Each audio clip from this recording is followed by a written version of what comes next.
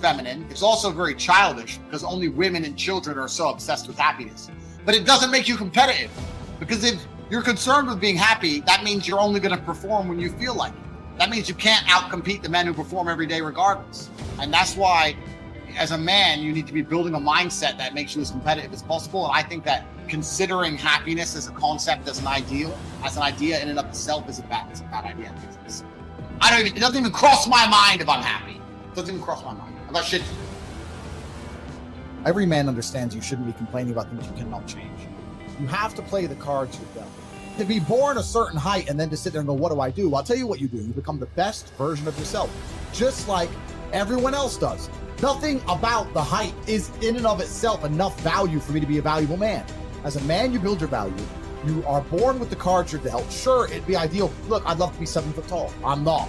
So it's the same argument. If you're 5'2", you need to become rich, strong, and funny, and charismatic, and interesting, and witty. If you're 6'4", you need to become rich, strong, well-connected. It's the same game. So to sit there and complain about it is asinine.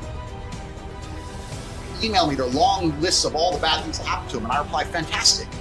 You are so lucky. You have all the building blocks to become the exact kind of man you want to be. If none of this shit happened to you, when something else bad happens to you later, you wouldn't be able to deal with it. Fantastic. Bad things happened to Batman. They killed his parents. Do you understand? That's why he's Batman. You've just told me you have the building blocks. You might become top G when I retire. What are you complaining about? He goes, well, what do I do? I said, you need to work. Take all that trauma. If you're truly heartbroken, my friend, and we've all been there as men, if you're truly heartbroken, you can't sleep. That means you're going to get in fantastic shape. You better hit the gym. You have nothing else to do. Stop watching YouTube. Stop emailing me. I want pictures of you in the gym. Get to fucking work. Heartbreak's a fantastic motivator, as is depression, as is sadness. Great. Look at what's pissing you off and make sure it never happens again. If you were jacked and rich as fuck, you probably wouldn't have left your ass. All of you have a handful of blessings. I don't think you understand that. You could have been in a car crash at 4 years old and lost your legs. Do you have any understanding of how lucky you have been? This is pure luck. There's only luck has kept you fully able-bodied, sitting there, capable of learning and listening and becoming something. You don't really need to be that tall if you're important and rich. And when you walk in the room, you think when fucking Mayweather walks in the room, people give a shit? Fix that frame in your mind. You are viewing yourself as a short man. Stop it. Walk the fuck up and be the man. I was a 4-time kickboxing world champion. For 12 years, I trained 5 hours a day, 6 days a week. And I was motivated to train probably about 25% of the time. The rest of the time I went because I am disciplined. You don't feel like going through that shit on a Wednesday morning when you wake up, but you have to do it because you're disciplined. You're either a disciplined individual or you are not a disciplined. There's a difference between want and want. And I say this all the time. People say to me, I want to be rich. And I say, okay, well, I want to be able to ice skate. But I don't want to be able to ice skate enough to go learn how to ice skate because I can't be bothered. I mean, surely if I could click my fingers and be a figure skater, I'd click my fingers. Who wouldn't? But I don't want to actually go train because I don't want it enough. And this is the exact point with money. Everyone wants money put on their lap. If you truly wanted money, you wouldn't be able to sleep until you fucking had it. And this is the point. Because when I had nothing, I couldn't be distracted. You couldn't distract me from what I wanted. That's who I am. If I want something, I'm going to get it. I do not need to be motivated. I'm a disciplined person. If I allocate X amount of time to work, I'm going to do it. But that is the bottom line answer. It's discipline. You're going to have to work when you don't feel like working. That's how it's going to have to be, or you're never going to be in it.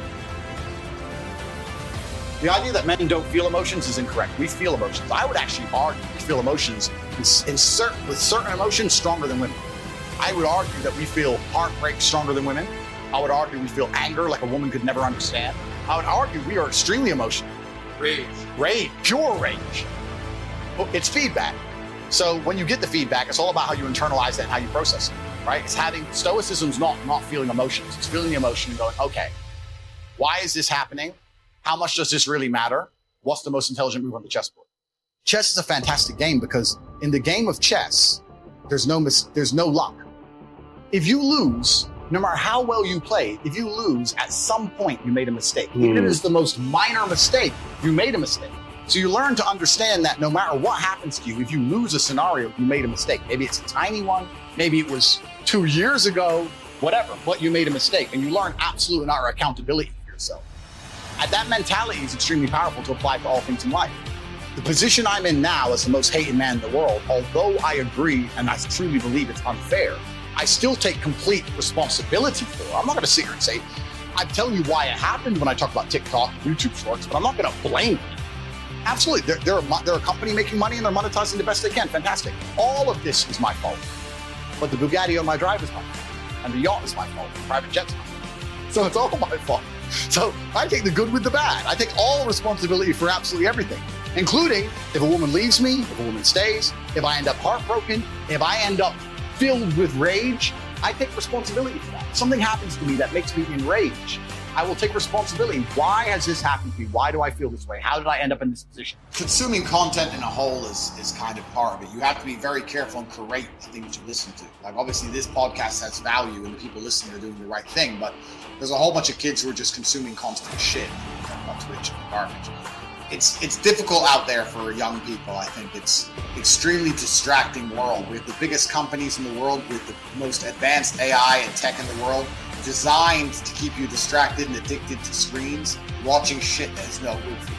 So it's hard. And yeah, the kids are glued to social media and glued to their screens and obsessed with all this crap. And of course they are, because it's designed to be obsessive. And they have to make sure they're taking it in a way that's good for them. Inside of my school, the real world,